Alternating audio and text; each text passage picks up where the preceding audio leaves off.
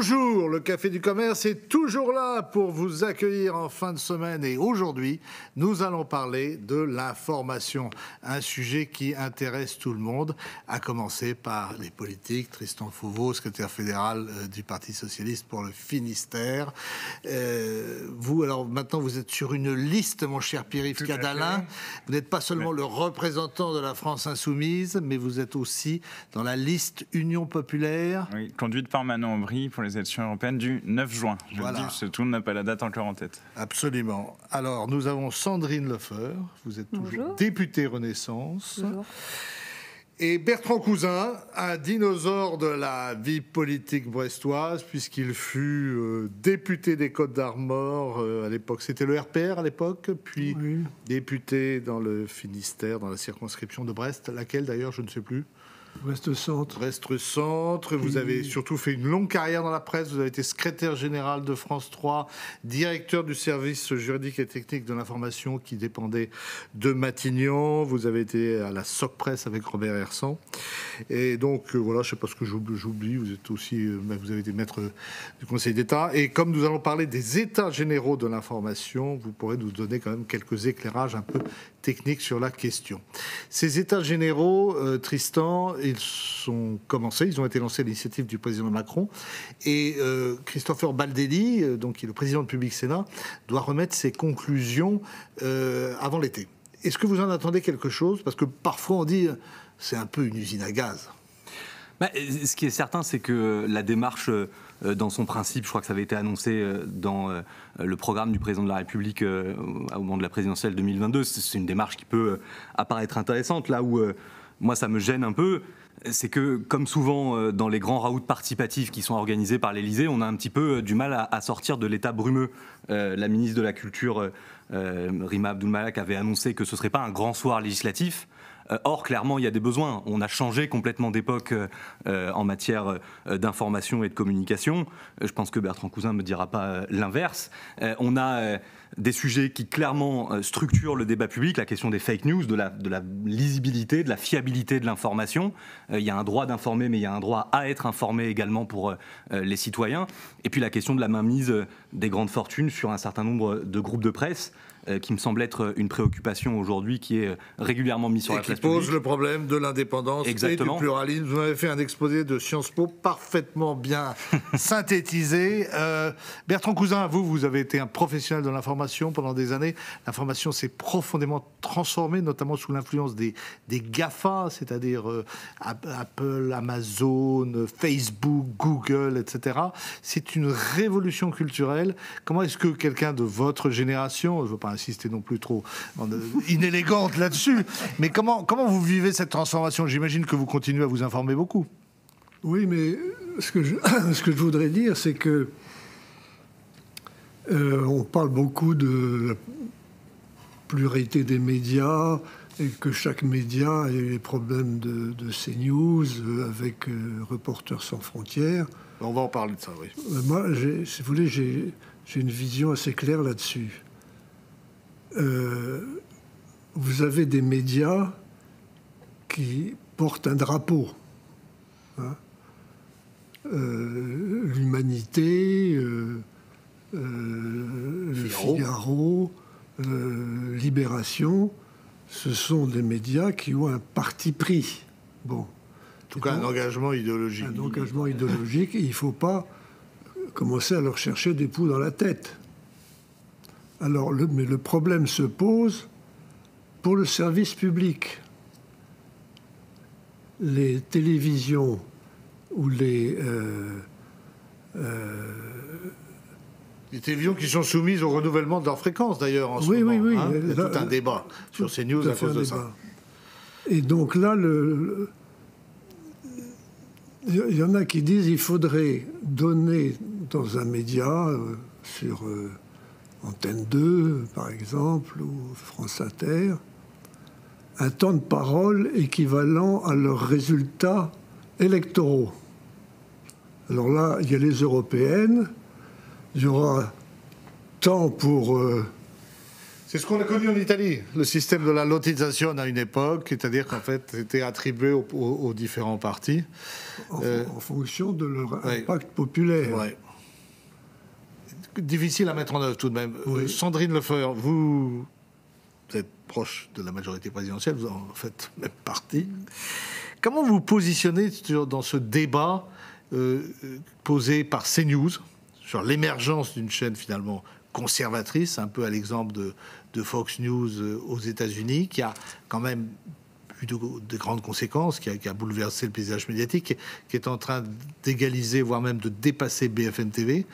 Est-ce que vous êtes pour la remise en cause, c'est pas une question facile, la remise en cause de la fréquence, ou au contraire, vous estimez qu'elle fait partie ça fait partie du débat démocratique d'avoir des chaînes qui sont engagées dans un bord ou dans l'autre, comme le disait Bertrand Cousin, pour la presse écrite. Pour la presse écrite, c'est clair, il y a des lignes politiques, mais pour l'audiovisuel, c'est pas tout à fait la même chose, parce qu'on donne des fréquences.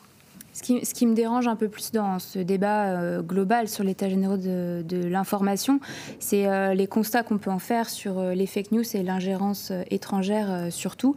Après, il y a débat CNews. Ce qu'on constate de CNews, c'est que la population regarde cette chaîne et c'est vrai qu'on peut se poser la question, est-ce qu'il faut y aller, est-ce qu'il ne faut pas y aller? Vous êtes présidente de l'Arcom. Mais je président ne suis Macron, pas, mais avant son départ, vous nomme présidente de l'Arcom. Vous autorisez renouvellement ou pas? Moi, je ne le suis pas, mais en tout cas, je pense que... moi, j'ai fait le choix, en tout cas, pendant la crise agricole, j'ai été invitée sur CNews et j'ai fait le choix d'y aller. Parce que je pense que c'est important que tout politique puisse être présent et représenté sur une chaîne où il y a... les gens regardent beaucoup cette chaîne-là. Donc, c'est important aussi de pouvoir y aller, de pouvoir porter une voix peut-être différente de la ligne éditoriale de cette chaîne-là. Et donc, je crois qu'on doit composer aussi avec cette chaîne, mais ne pas... il faut pouvoir l'investir aussi. Qu'elle a acquise. Compte tenu de l'audience. Pierre-Yves, j'imagine que ce n'est pas tout à fait le même point de vue. Disons de la question qui est posée avec le débat autour de CNews, je pense qu'on peut le prendre sous un angle un peu plus large, qui a été évoqué déjà, c'est la question du droit finalement d'influence d'une poignée de milliardaires. Il y a 9 milliardaires qui détiennent 90% des médias et leur droit d'influence, Drahi. Alors il y en a un nouveau dans la danse, je vous en parle un instant, c'est Kretinsky. Et lui a acquis par exemple Marianne, et on a la preuve directe que lors de l'élection présidentielle de mai 2022, il a enjoint la rédaction à faire une une qui allait dans le sens d'Emmanuel Macron. Quant à Vincent Bolloré et à CNews, le problème est bien entendu double. Et puis il y a un nouveau venu depuis peu, c'est le patron de la CGM, Monsieur Saadé, qui va reprendre BFM TV à Patrick Drahi. Mais ils sont que 9 en tout. En gros, 90% des médias. C'est quand même un problème considérable, donc il faut une grande loi de déconcentration des médias. Il faut abaisser les seuils autorisés. D'ailleurs, on a des moyens pour ça. On peut dire, vous n'avez pas le droit d'avoir un journal, une télé, une radio, parce qu'en plus, la concentration se fait et s'opère à tous les niveaux. Donc, il y a un problème fort là-dessus, problème idéologique avec Vincent Bolloré, dont on sait qu'il veut faire progresser l'extrême droite, les idées racistes. Mais ce problème idéologique a en plus un contenu problématique dans le rapport même à l'information.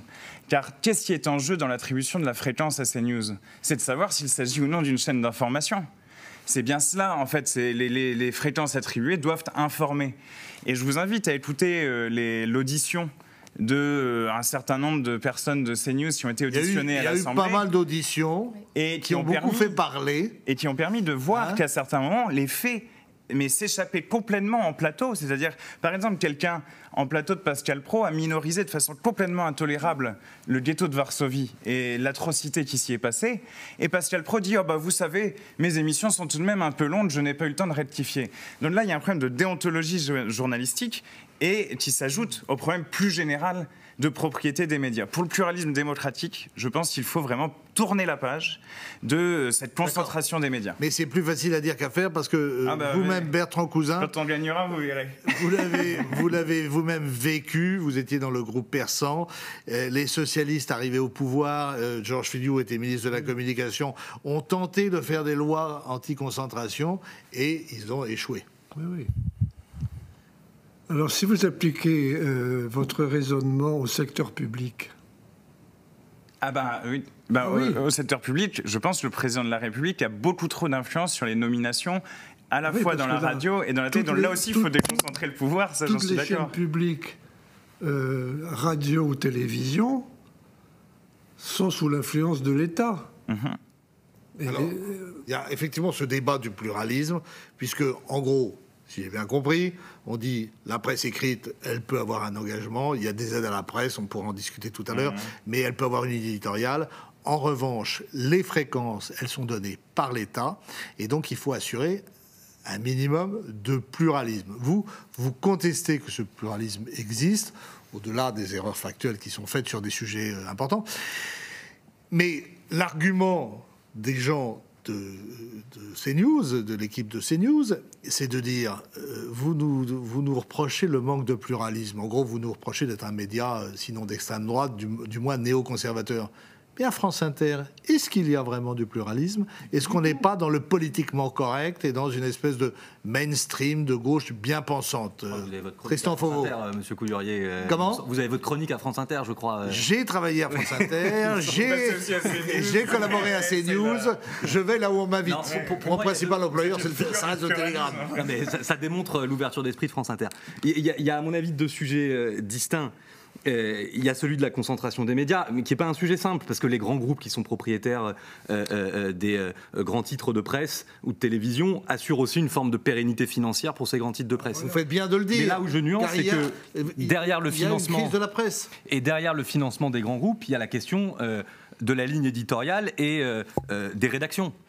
Moi, ce que j'aurais souhaité à l'issue de ces états généraux de l'information, c'est que le législateur puisse avancer, par exemple, sur une loi qui imposerait aux grands groupes d'avoir l'avis des rédactions, voire l'autorisation des rédactions, avant de désigner un directeur de la rédaction. C'est inspiré du sujet JDD. Et après, il y a le sujet un peu spécifique de CNews, parce que vous parliez d'un sujet assez délicat. Mais vous parliez que les rédactions aimeraient avoir. Sinon un droit de regard, sinon un droit de domination, du moins un droit de regard. On a vu récemment aux Échos que le directeur de la rédaction, Nicolas Barré, a été évacué par le... Mais après, il y a le sujet très particulier de CNews, et je me permets sur ce point une seconde. Vous parliez de l'Humanité, de Libération, du Figaro, etc. Ces titres de presse ont une ligne éditoriale. Mais ils ne se départissent pas ni de leurs obligations déontologiques en matière journalistique, ni de leur obligation de vérification de fiabilité de l'information. C'est ce qui fait quand même la différence, à mon avis, fondamentale avec CNews. CNews n'a pas simplement une ligne éditoriale. CNews a un projet politique de diffusion de fausses informations, de déstabilisation du champ politique à certains égards. Et nous, c'est pour cette raison-là, avec la liste de Raphaël Glucksmann pour les élections européennes, qu'on a refusé de participer au débat de CNews et qu'on continuera de refuser jusqu'au bout de la campagne. Mais vous êtes le seul. Alors... Tout ce qui est, avec les écologistes. Tout ce qui est exagéré, mon cher ami, est insignifiant. Talleyrand, je crois. Hein? Non, mais alors, sur cet argument-là, sur CNews, parce que j'entendais ce matin un éditorialiste de CNews, que j'ai interviewé par ailleurs, Éric Revel, qui me disait il y a une ligne de fracture dans les familles maintenant sur les pros et les anti-CNews. Vous, Bertrand Cousin, comment vous voyez les choses sur CNews? Est-ce que vous considérez que cette chaîne, elle fait son... À part quelques dérapages de temps en temps, elle fait son boulot, elle donne une vision de l'information qu'on n'avait pas l'habitude d'entendre, notamment sur l'insécurité, sur l'immigration. Ils ont porté le projecteur d'une certaine manière qui n'était jusqu'à présent... On avait plutôt tendance à ne pas parler de ces problèmes ou à les minorer. 365 jours par an. Non, mais c'est pour ça que CNews, ou comme l'émission d'Hanouna, qui est un peu un parallèle. Ben c'est le même groupe, mais Hanouna, c'est de l'entertainment à l'italienne, comme ça s'est passé avec Berlusconi. Il y a déjà une vingtaine d'années, quand la télé commerciale a déferlé sur la péninsule italienne. Et vous, qu'est-ce que vous en pensez de ce débat? Sur toutes ces chaînes d'information en continu, je suis assez vigilante sur les contenus qui sont diffusés de manière globale et pas que sur CNews d'ailleurs, parce que on voit bien que ça diffuse dans la population des craintes, des peurs qui n'existent pas partout sur les territoires. Je veux dire, ce qu'ils diffusent est réel, mais ça n'existe pas partout sur les territoires. Et derrière ça, on a du racisme qui grandit, qui arrive. On a des jeunes qui voient certaines choses aux informations et qui veulent prendre exemple aussi sur ce qui se passe. Alors, et donc, vous posez une très bonne question. C'est assez dangereux. Et Pierre-Yves Cadenne, vous avez peut-être un avis là-dessus. On peut parfois reprocher à CNews de trop parler des faits divers. Il y a eu des débats d'ailleurs sur l'assassinat d'un jeune à Crépol. Néanmoins, qu'est-ce qu'on constate? C'est que l'insécurité progresse. On vient de faire une grande enquête dans le Télégramme sur les progrès de la drogue en Bretagne. Avant, on n'en parlait pas. Puis on commence à voir des fusillades qu'on n'avait jamais vues ailleurs. Vous comprenez ? C'est pas vrai qu'on n'en parlait pas avant. Déjà, il y a des études nombreuses qui montrent que même en 2002, si on remonte à plus d'une vingtaine d'années, l'accession au second tour de Jean-Marie Le Pen était très liée à la surmédiatisation d'un certain nombre de faits divers. Donc, là, vous faites allusion à TF1, à l'affaire de Papy, machin, là. Il y a des études. Un exemple. Il y a des études sérieuses qui ont montré ça. Il y avait déjà une médiatisation très forte. Ensuite, qu'on ne me dise pas que la rhétorique liée à la vague migratoire, à ce genre de choses, n'occupe pas l'espace médiatique beaucoup. Et même avant CNews, depuis un certain nombre d'années. Or, il existe quelque chose quand même, j'y suis attaché, parce que je travaille dans le secteur de la recherche. Il y a des travaux de chercheurs, il y a l'université aussi dans ce pays. Et je pense que si on veut un peu élargir la focale, on peut se dire, c'est important que ces deux univers rentrent en contact. Et j'ai vu d'ailleurs qu'il y avait des initiatives sur le domaine de la mer, ici, localement. Donc, il faut que les travaux journalistiques contextualisent, permettent aussi d'alimenter les citoyens et de s'alimenter des travaux des chercheurs eux-mêmes, car il n'est pas vrai qu'il y ait une explosion de la migration, c'est faux en fait. Le problème est le rapport aux faits, et le rapport aux faits, il peut, si vous voulez, se trouver notamment dans la production de savoir académique. Mais là, vous faites une explication assez alambiquée. La question, je vous dis, il y a des problèmes en France qui s'aggravent. Est-ce qu'on n'avait pas l'habitude de mettre la poussière sous le tapis et que finalement, CNews, avec des excès, j'en conviens, a finalement fait monter cette préoccupation des Français qui était réelle. Alors on ne sait plus où est l'œuf, où est la poule. Non, si, on sait très bien. Bolloré a un agenda politique, il veut mettre des thèmes à l'agenda. Vous croyez vraiment qu'il a un agenda politique ? Mais évidemment. Je veux dire, il est très proche d'Éric Zemmour. Marine Le Pen ne le dérange pas non plus. D'ailleurs, pour son portefeuille, Emmanuel Macron ne doit pas l'embêter plus que ça. Son passage, son audition, je l'ai trouvé assez goguenard. J'ai pas eu le sentiment d'un idéologue forcené.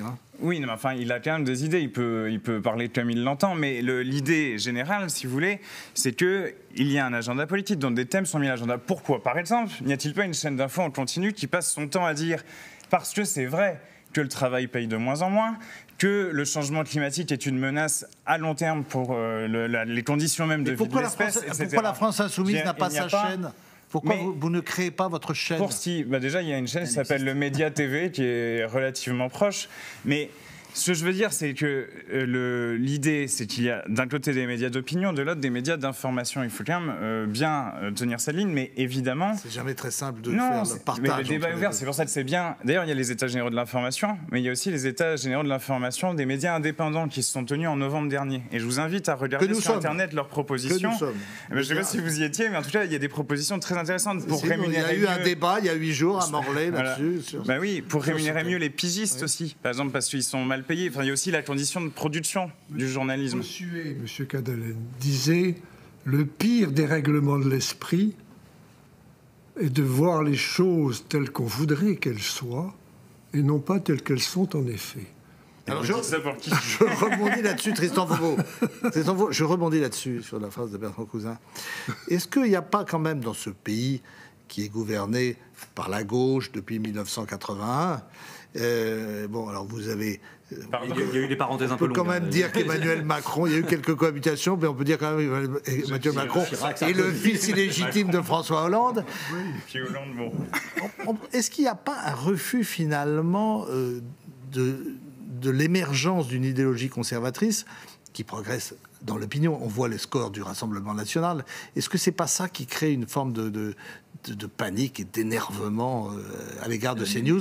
C'est que c'est le reflet d'une réalité politique. Alors, j'ai du mal à qualifier votre question. Pourquoi on devrait accepter l'émergence de ce sentiment conservateur? Au nom du pluralisme. Non, mais ça ne vous empêche pas de le combattre. Enfin, il a eu droit de cité et droit de presse, il me semble, sur les 50 dernières années, allègrement. Je reviens sur l'exemple de CNews, pardon. Que les questions migratoires, sécuritaires soient des préoccupations sociétales qui existent dans ce pays, préoccupations légitimes. Majoritaire. Non, mais que ces préoccupations existent dans la population, évidemment. Je suis élu local, je suis élu municipal, c'est des questions qui lui sont posées par les habitants, naturellement. Mais enfin, pardon, il y a un chercheur, justement, Pierre-Yves veut parler des travaux de recherche, il y a un chercheur qui a analysé les bandeaux qui passent sur CNews, vous savez, les bandeaux qui sont diffusés. Souvent, on écoute CNews, enfin, on regarde CNews sans forcément écouter, le son peut être coupé. Sur les bandeaux qui sont diffusés sur CNews, la question de l'immigration est revenue 350 jours sur 365. Alors, que les questions migratoires soient une préoccupation, c'est légitime, c'est normal. Nous, comme élus locaux, on y répond quotidiennement et on travaille à apporter des réponses très concrètes. Je ne crois pas que ça mérite 350 jours de temps d'antenne par an. Néanmoins, Madame la députée, il s'est passé une chose quand même pendant ces états généraux de l'information.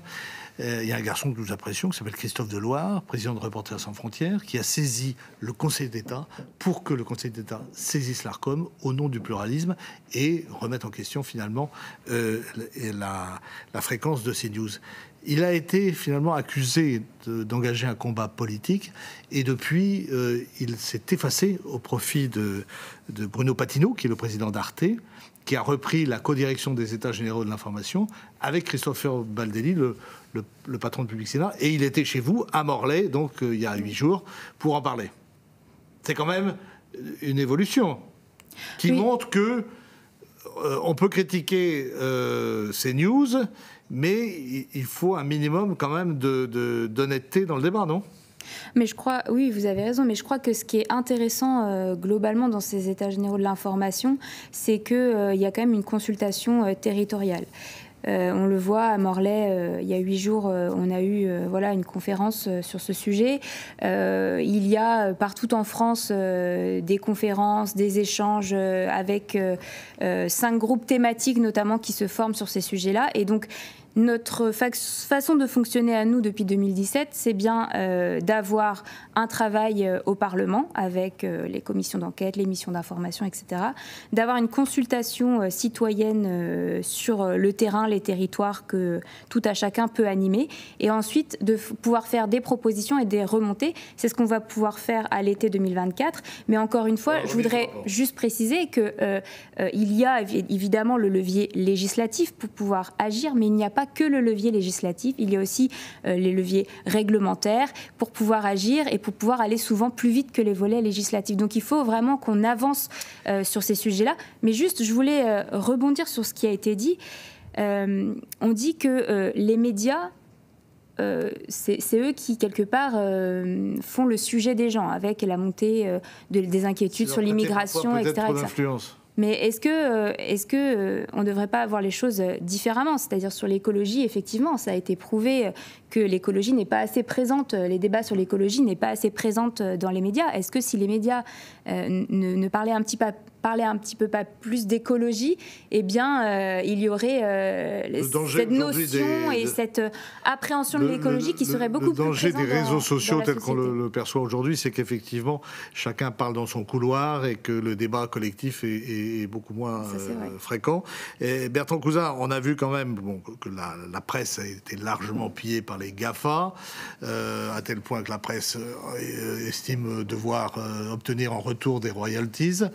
Et en Australie, comme ils n'arrivent pas à s'entendre avec les éditeurs, ils menacent de déférencer finalement les médias australiens sur les GAFA, notamment sur Facebook.